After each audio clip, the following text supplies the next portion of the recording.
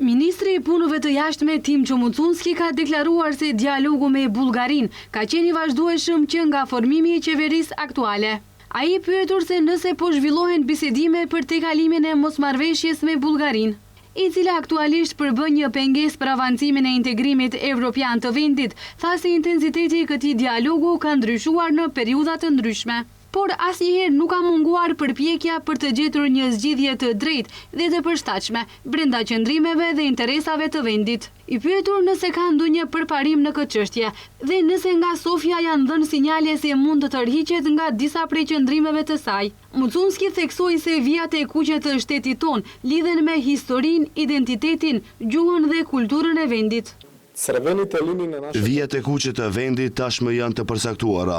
Këto janë qëndrime që pala maqedonase i paraqeten në të gjitha bisedimet që zhvillohen. Nuk është e drejtë që procesi negociatave të ngecë vazhdimisht për çështjet që lidhen me identitetin, gjuhën, historinë dhe kulturën maqedonase.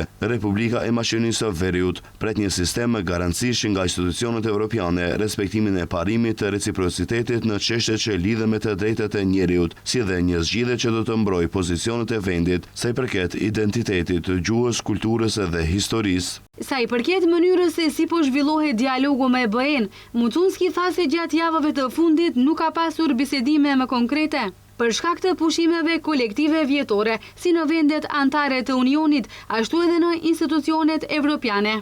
Megjithatë, Mucunski shprehu besimin se në periudhën e ardhshme do të ketë më shumë kontakte dhe vizita.